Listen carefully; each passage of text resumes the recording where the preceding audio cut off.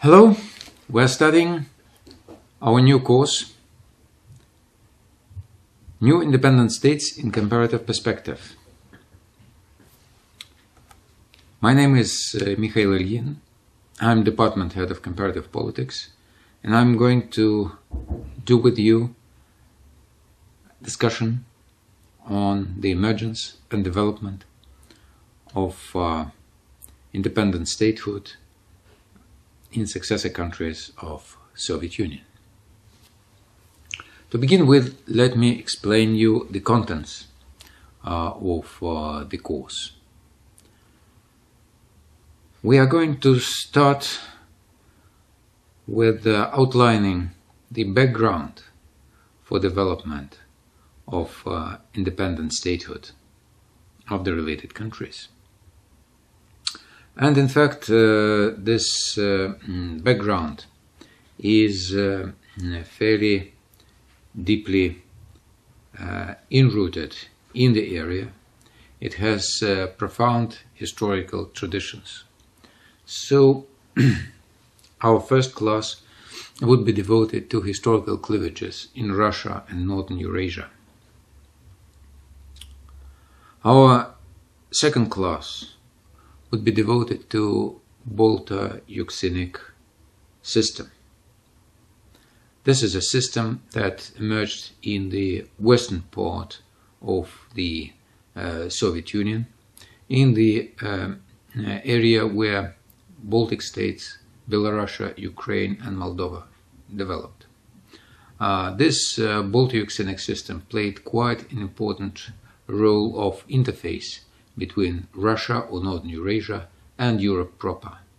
So we'll see how a double civilizational system of Europe and Eurasia have actually developed there, and what was its role in shaping the politics of post-Soviet states. Our third topic would be devoted to political traditions and policies of statehood within Soviet Union. In fact, very often people claim that new polities, new states have developed on a kind of a tabula rasa, on the scratch. And I think this is not true. We have to analyze what were different situations developing there within Soviet Union to better understand what actually happened after the Soviet Union ceased to exist. Our fourth class would be devoted to emergence of new independent states and territories with incomplete sovereign status. And further classes would actually outline the major steps in development, the major periods in development of independent statehood in the related areas. So all in all, it would take 8 classes for us to cover the issues and to come to the situation as we see it now. So now we're coming to our first topic, historical cleavages in Russia and Northern Eurasia. What is cleavage? What is meant by cleavage? Cleavage is initially cleavage is a geological term, a way in which minerals or geological structures, mountains, plateaus, etc. split into significant separate entities. Of course, it has no direct bearing to political science, but it were great political scientists of the 20th century, Steinra Kahn and Marta Seymour Lipset, who introduced this term into political science. Actually, in their seminal book on water alignments, they developed a concept of political cleavages. Cleavages that divide big groups of people, cleavages that actually become a very stable, recurrent structure in politics that one has to take into consideration discussing long-standing processes. In fact, in their interpretation, cleavage denotes long-standing divides that are used to identify political roles, political functions, political identities, positions, and preferences. Of course, cleavages are very fundamental for development of statehood. And it was Stein-Rakan who further developed this concept when he built what was called a Conceptual Map of Europe. Developing Conceptual Map of Europe, he has shown that the emergent nations and states of Europe were actually based on long-standing cleavages that date as far back as times of the Roman Empire. Of course, those old cleavages, old divides are not exhausting the whole pattern of cleavages. The same political scientist, Stein-Rakan, developed a scheme of major cleavages that emerged in the process of modernization, when the modern Europe, Europe of states and nations, emerged. And he singles out 4 revolutions that were quite important in terms of creation of cleavages. These 4 revolutions are Reformation, National Revolution, Industrial Revolution, and what he called International Revolution. They all follow each other. The Reformation dates back to 16th century. Then it is followed by National Revolution, where many of the nation states, initial nation states like France or Spain or Britain emerged. Then Industrial Revolution of the 18th and 19th century, and then International Revolution, a revolution that is linked to development of class struggle at the end of the 19th century and beginning of the 20th century. So those cleavages, he has described the 4 successive cleavages. He described as a cleavage between church and state, center and periphery, land and industry, owners and workers. Well, Reformation has produced cleavage between church and state. Church and state became identified separately. They have been not only contrasted, but they came into very clear relations to each other. The second, National Revolution, produced cleavage of center-periphery, where centers and peripheries came together to form nation-states. The Industrial Revolution created cleavage between land and industry.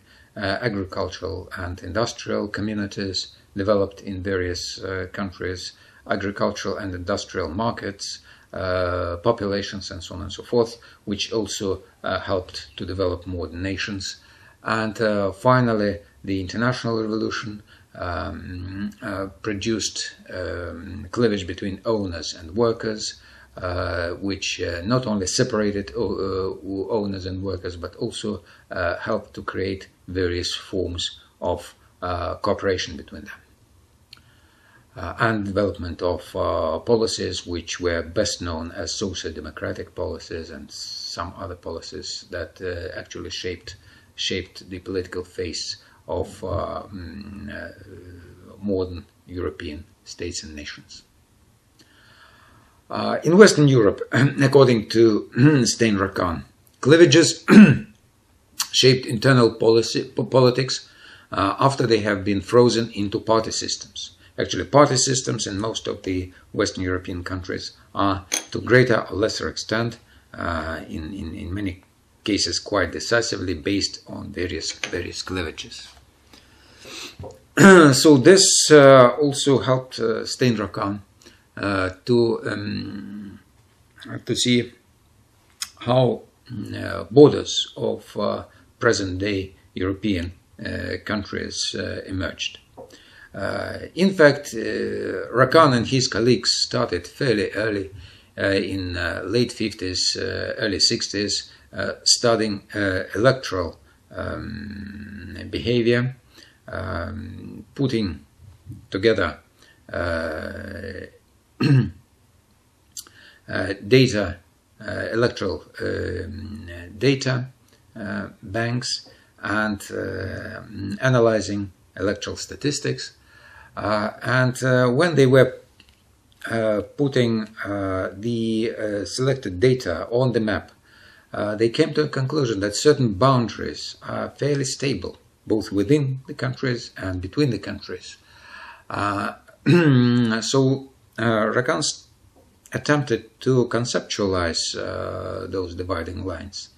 And this work finally led him to development of Conceptual Map of Europe, which explains how the present shape of state borders came into existence, what are distinct polities that are separated by those borders, what are the natural logic of relations between them, and so on and so forth. This is a very good and very tempting example, which also makes us think in similar terms of the political developments outside Europe.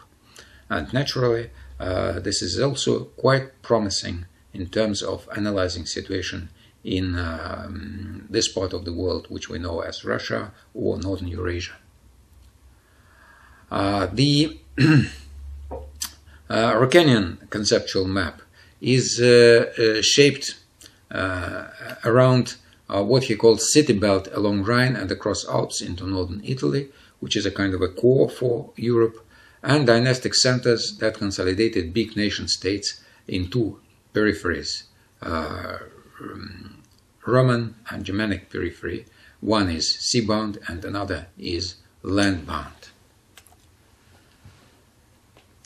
To understand what is the relations between Europe and the outside world, between conceptual map of Europe and the conceptual maps, potential conceptual maps of other parts of the world, we can use the ideas that were developed by Halford Mackinder, the great geopolitician, British geopolitician, who lived at the beginning of the 20th century, end of the 19th, beginning of the 20th century, and who actually published in 1904 his famous model of the world, his model of the world island, the old world. And according to Mackinder, this world structure is concentrated around what he called pivot area or heartland, which occupies the major part of the old world, the major part of Eurasia. And around this pivot area, there are two Christian zones. One is the inner Christian, which runs through Western Europe, and then Middle East and Southern Asia, and then runs to Far East, and then the outer Christian, which goes on the seashores of oceans on Americas and through Australia. In this structure, what is particularly interesting for us in this structure is exactly this area of heartland. It occupies major part of Eurasia and coincides to a great extent with the territory of Russia. The Mackinder's criteria for singling out heartland were very simple. They were clearly functional. Being a geographer by education, he used a geographical principle to do that. His area of heartland is an area occupied by river basins that have the inland flow. So all the major river basins have more or less related to ocean river flows. For example, Atlantic basin, or Indian Ocean basins, or Pacific Asian basin. While in a number of areas, particularly there are a few areas in Africa and Central America, in South America and Australia, there are areas of inland water flow. But the biggest area of inland water flow is in Eurasia. It occupies the bigger part of this continent. And Mackinder actually added to this inland water flow also water flow that goes into what he called icy sea. Not the Arctic Ocean, but icy sea, that part of Arctic Ocean that has a constant ice cover. Mackinder's rationale for doing that was very simple. He said that functionally, icy sea is an equivalent of a desert. So the same way as rivers disappear in deserts with the inland water flow somewhere in Central Asia or in Turkestan, Chinese Turkestan, in Taklamakan, and many other parts of Eurasia. The same way they disappear into those icy deserts when they go into Arctic Ocean. Rivers like Obь, Yenisei, Lena, they are rivers that actually are rivers of the inland water flow, according to Mackinder's rationale. And if we follow this logic, we would clearly see that the major part of Eurasia is belonging to this heartland. It occupies all of Siberia. It occupies all of Central Asia. It occupies some parts of Transcaucasia, and it occupies a significant part of what we know now as Russia. All parts of Russia that belong, for example, to Volga Basin, definitely with its waters flowing into Caspian Sea, definitely belong to heartland. But Mackinder was also quite uneasy about establishing the final western boundary of heartland. While in his first work, his lecture in Royal Geographical Society, published in 1904, he clearly established the boundary with the basin of Volga River. In his later writings, in his book, which he published after the First World War, on post-war reconstruction and democratic ideal, he shifted this boundary somewhat west, saying that water flow into Baltic and Black Sea could be considered to some extent as equivalent or partially equivalent to inland water flow. And this very fact also indicates that there exists a transitory zone between heartland and Europe proper, which with a very ambiguous geographical nature.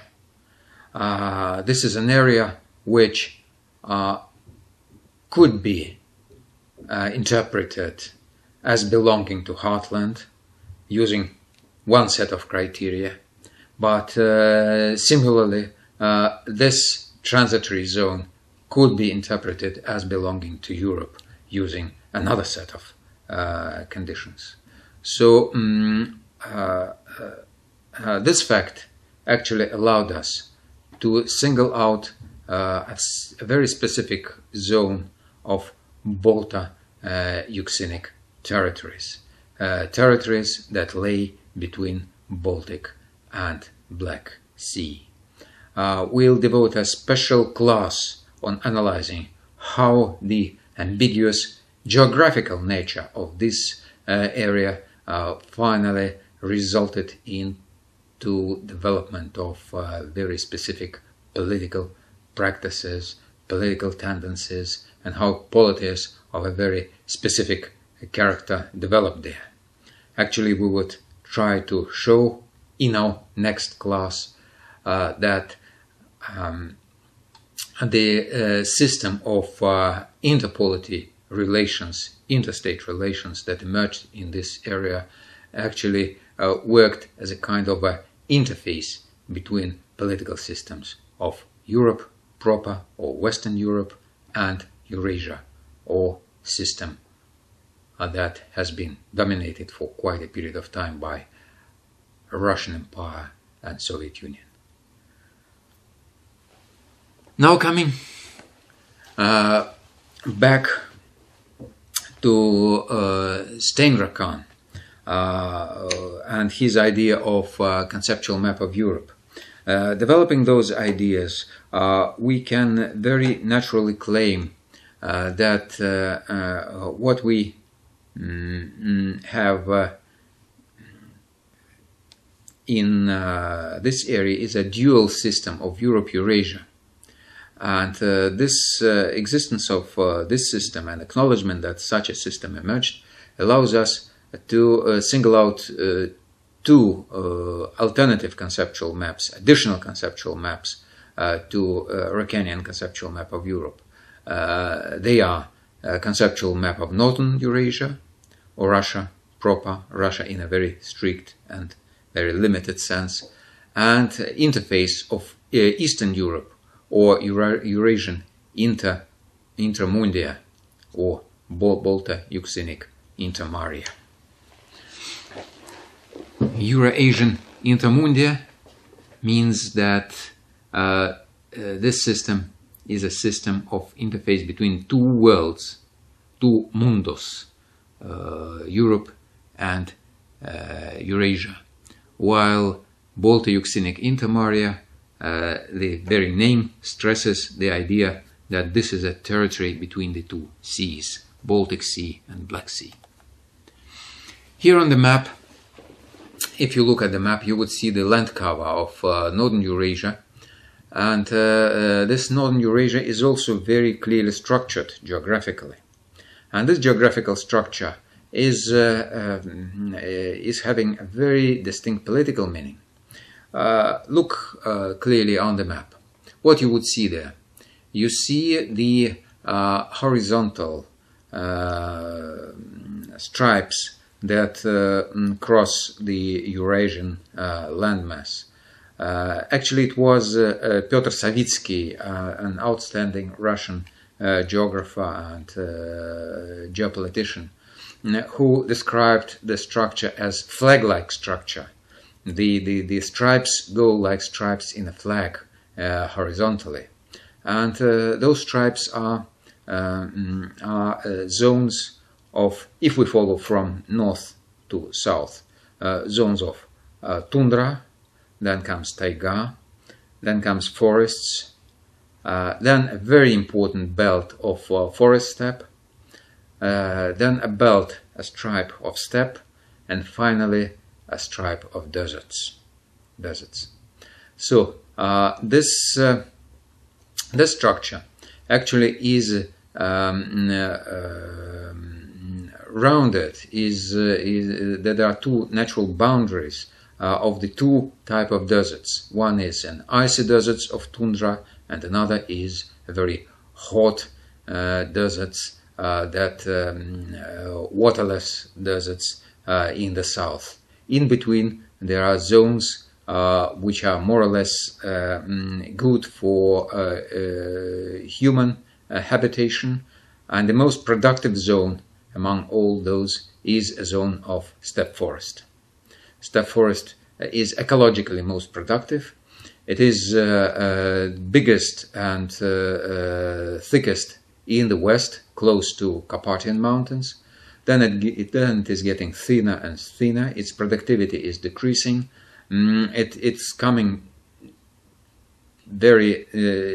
very narrow at the level of Ural seas, and in Siberia it's a very thin belt, sometimes even interrupted into kind of small self-enclosed islands, and it finally disappears when it reaches the river of Yenisei.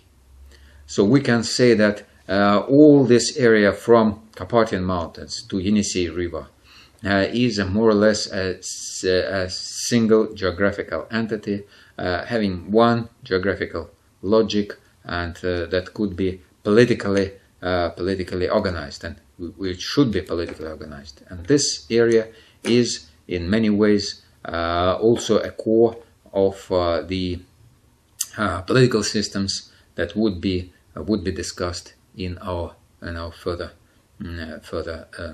classes.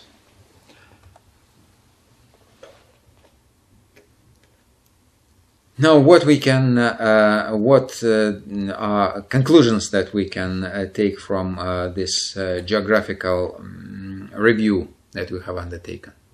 There's a flag-like structure of climatic zones in northern Eurasia. There's east-west increase in biological productivity, with the west more productive, east less productive. And the most productive zone is forest steppe belt. These three ideas are essentially important to understand the logic how the polities developed in this part of the world, and what were results of this development. The combination of climatic and river basin factors led to the fact that extreme west of the heartland, that at the extreme west of heartland, there emerged two axes of political integration. One was horizontal, steppe forest axis, and there was also a vertical one, and this went along Dnieper River. It produced a cross structure, which in fact turned into a mirror T-shaped construction due to cutting of southern Dnieper by rapids and nomadic domination of the steppe belt.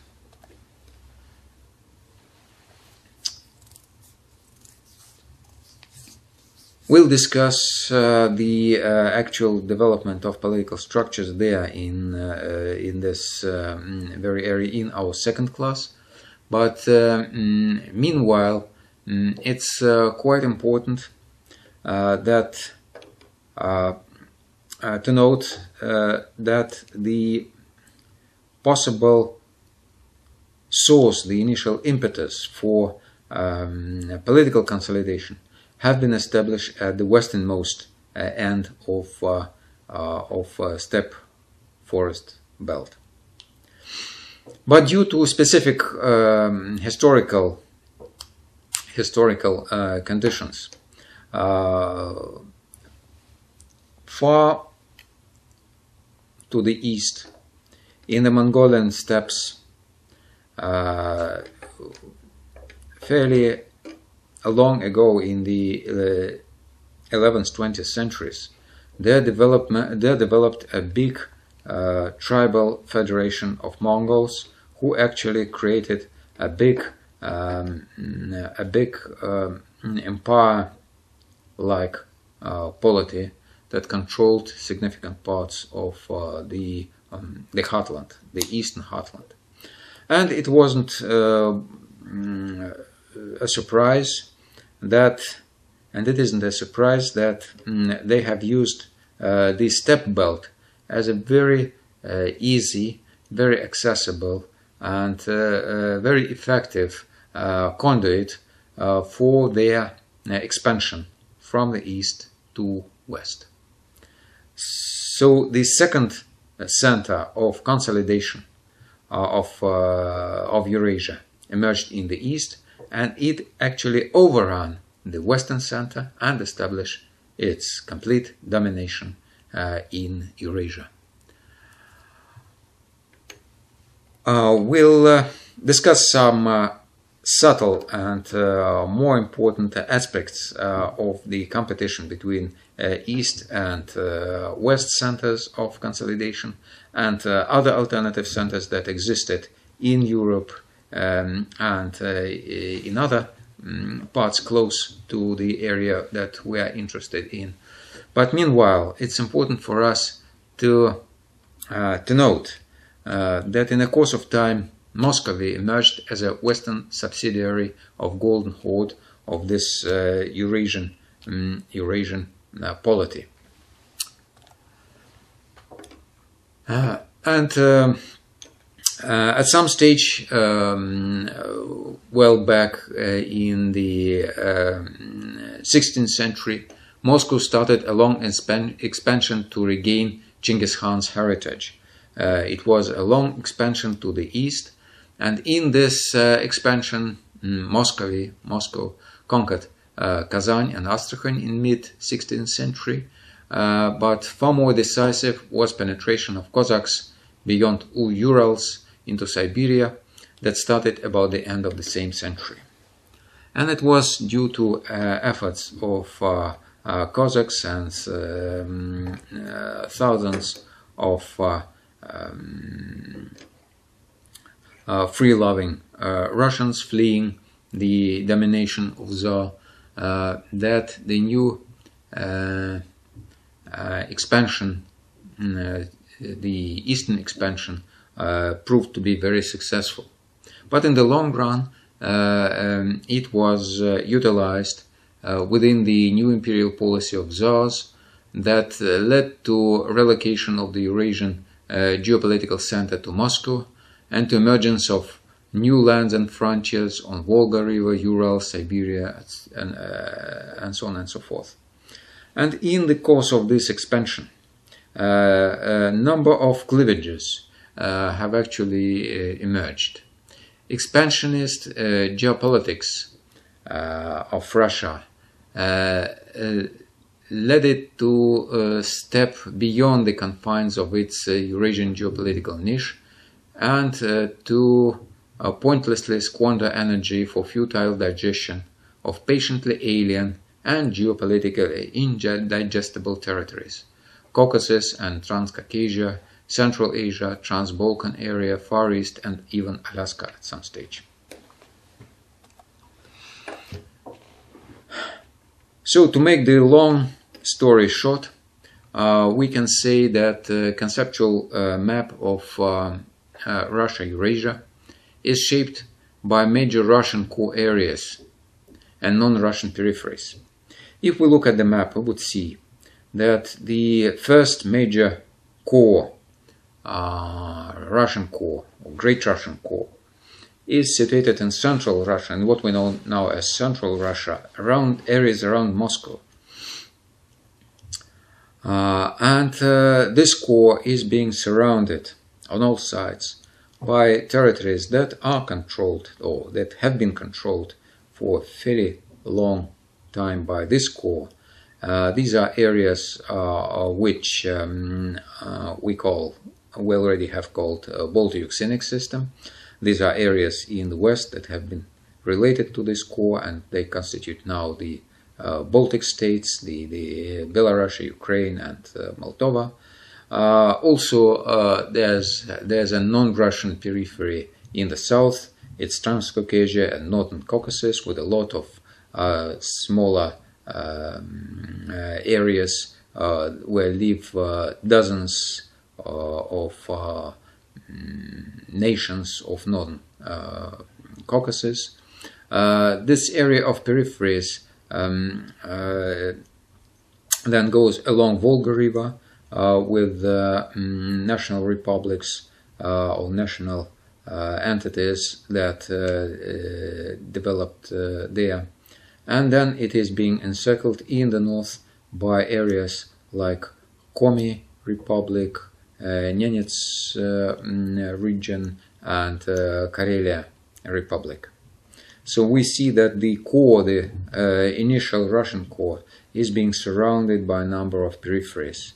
And this is the first so-called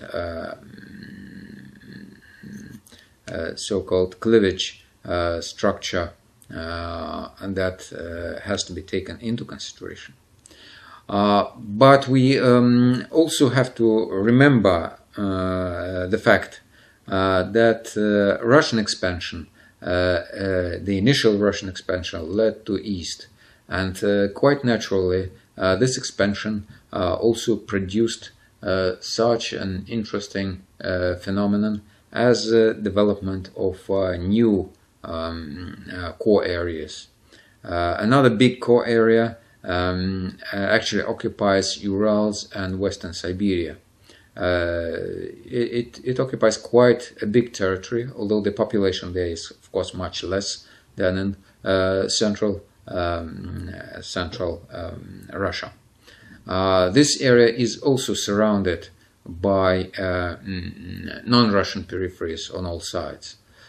In the west, there are peripheries of Volga River, Tata, Bashkortostan, and Komi, and so on and so forth.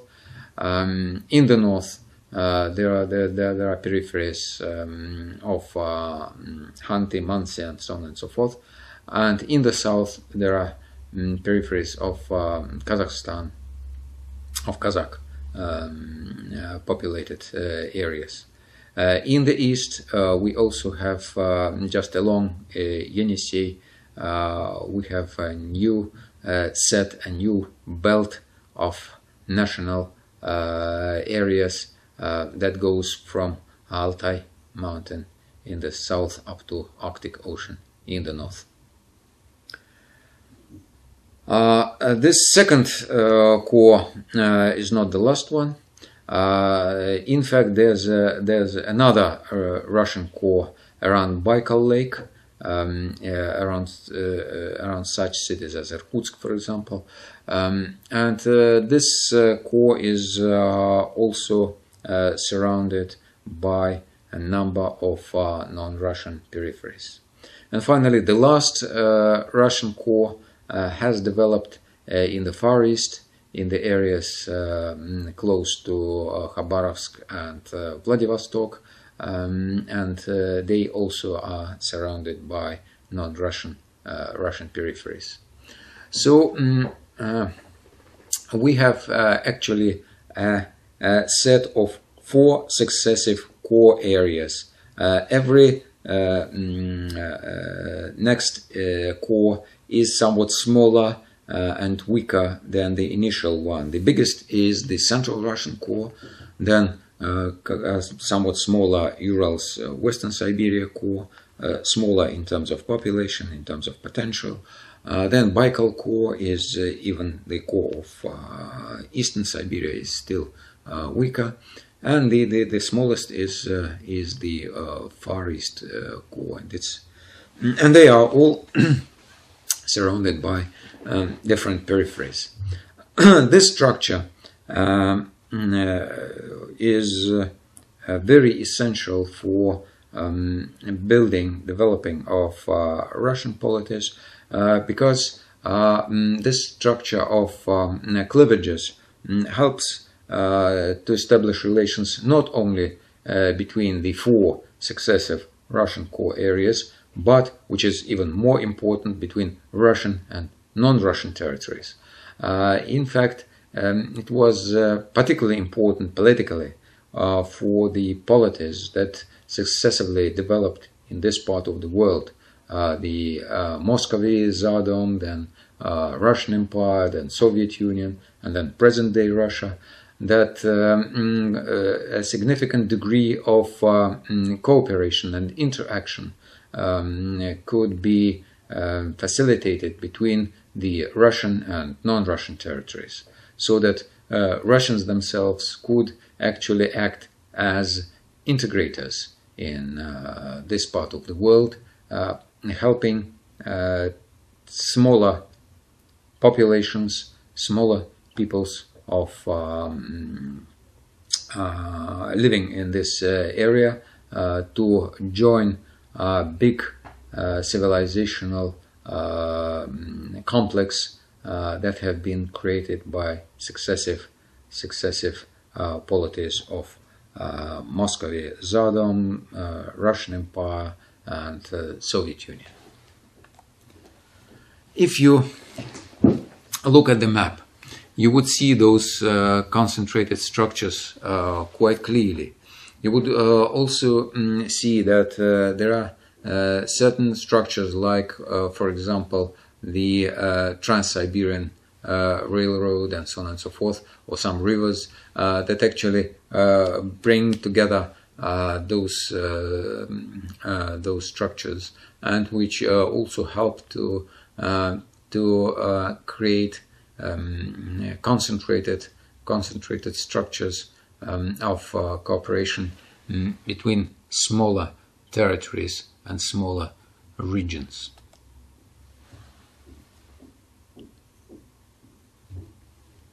This logic of concentrated core areas and peripheries also led to development of specific transitory zones that were linked to northern Eurasia, and at some stage, due to expansion of Russian Empire, became part of this zone, became part of Russian Empire. In the West, it was, as I mentioned, Balto-Euxinic system, which since the Vienna Congress of 1815 became part of Russian Empire, and actually until recently was existing within the polity that we knew as Russian Empire then, and later as Soviet Union. Then across the Caucasian mountain there's a system of Transcaucasia, a very interesting system, which at some stage was also nearly completely integrated into Russian Empire, with some exceptions, and unfortunately we wouldn't be able in our short course to discuss separately, the same way as we are discussing Balto-Euxinic system next class. We wouldn't be able to discuss in detail Transcaucasian system, but please believe me, it's equally important from the point of view of development of independent statehood of Soviet successor states, and not only in this regard, but also from the point of view of relations between Northern Eurasia or Russia-Eurasia and areas that lay south of it, Middle East, Turkey, and other very important parts of the world. In fact, Central Asia is another very interesting system. If we look closely, here's on the map, it is seen very graphically, that it is a kind of smaller internal Eurasia, another alternative Eurasia. South of northern Eurasia, we see a big entity that is being encircled in the south by the belt of deserts that separates it from northern Eurasia, but in the south and east, it is being encircled by huge mountains that enclose it into a separate geopolitical and ecological entity, ecological niche. And in the west, there's Caspian Sea. So this area is having a very clear logic of its own organization. There are two big inland lakes there, the inland lake of Aral Sea and Balkhash Lake, and there are various, a number of rivers running both into Aral Sea, Amur Darya and Sir Darya, and into Balkhash, lake that concentrate kind of very logical structure for this Central Asian area of internal Eurasia. It is equally important in terms of developing cleavage structures for further development of Soviet successor states, but in similar way, due to lack of time, we'll just only indicate importance of this area, but we wouldn't be able to go into detail. We'll concentrate on Balto-Euxinic system exclusively. It is quite important that all these three areas, which are very important geopolitical areas all of their own, were integrated at some stage into Russian Empire and Soviet Union. That actually helps us to understand that Russian Empire and Soviet Union was not only an area that has been logically developing in northern Eurasia and on the basis of the core periphery, four core periphery structures that I have described earlier, but they also included some of the additional border areas like Balto-Euxinic system, Transcaucasian system, and Central Asian system.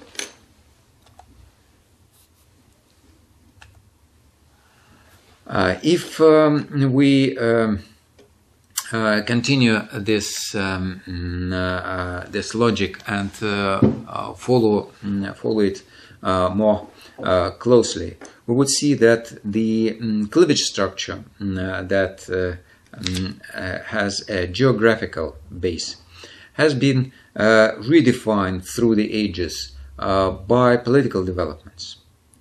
It took several centuries that a number of polities of different nature emerged in all parts of this area. The oldest date as far back as 4 or 5 centuries, if we take Urartu, for example, in Transcaucasia. Some other polities are quite newborn, and in fact the statehood of some areas could be visibly observed beginning just a few decades ago, for example, like statehood of Kazakhstan. But still, this interaction, historical interaction of various polities, led to a very intricate and complicated system that couldn't be reduced to core periphery zones. But what is more important, that along those core periphery zones, they also developed all kind of interface structures. Of course, Russian Empire is probably the biggest and the most important interface area. Soviet Union actually reproduced this structure fairly closely, but they also differed quite a lot, those two structures. But with all their differences, they have created a tradition, or a number of traditions, a set of traditions. They have created a number of environments that were crucial for development of stateness of individual post-Soviet countries. If we look more closely into history of individual post-Soviet countries, we would see that despite the fact that although in some cases the predecessors of those countries couldn't be quite clearly and directly seen on the political map of the previous centuries.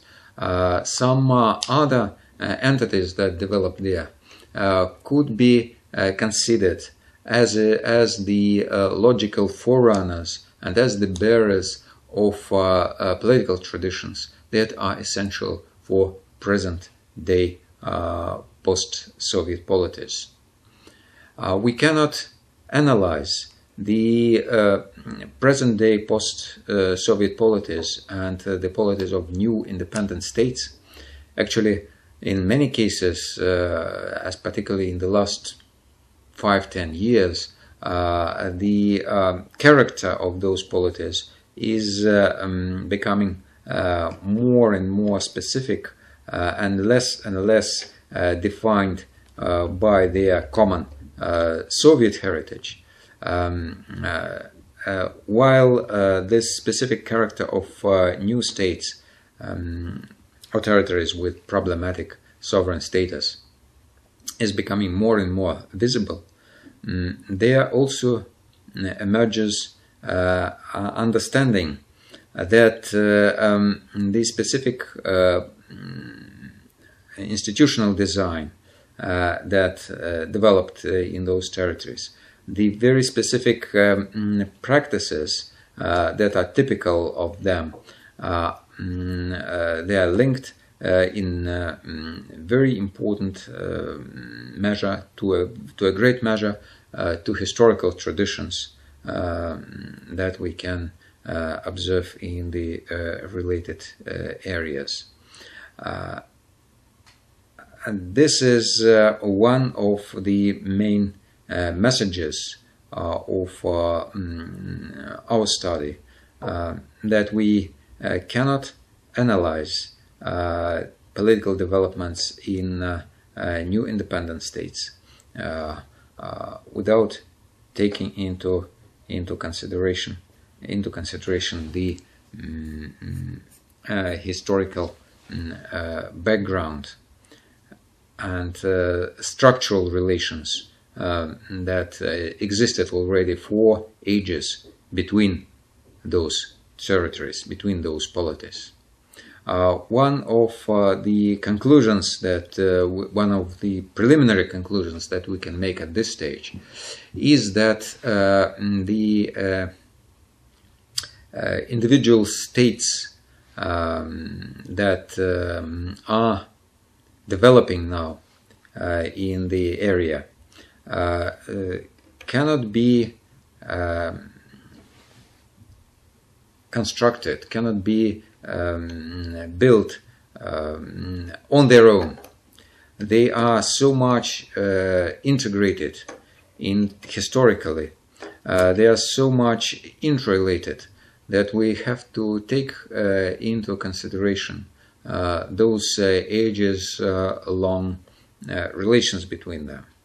The international factor, the factor of very complicated relation between those polities, helps us to understand what are the specific characteristics of the institutional design in their internal policies, what are specific traditions that lead to development of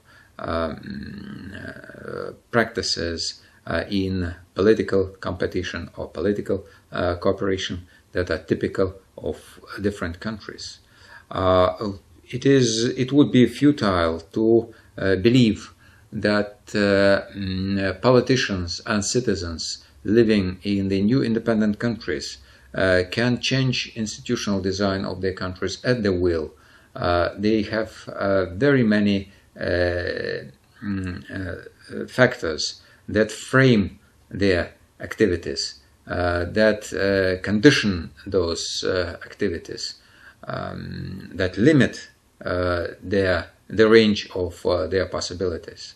And it's important to understand that, so that you wouldn't act against the logic of the system of states that develop there. But on the other hand, it's equally important to understand that besides those limitations created by very deep and long traditions of interstate and interpolitic relations in the area, those limitations could be reinterpreted and could be defined as a set of additional facilities or possibilities for political construction, for political development, for state building. And it's vital to understand that by studying the processes that developed through the ages in the area, we could come to conclusions how to change limitations into facilities, how to make those limitations an enabling factors in state building. And our course would concentrate on some aspects of those limitations, and will try to analyze them in such a way as to understand how they could be changed into a potential for development, how they could become an enabling factor for state building. Thank you.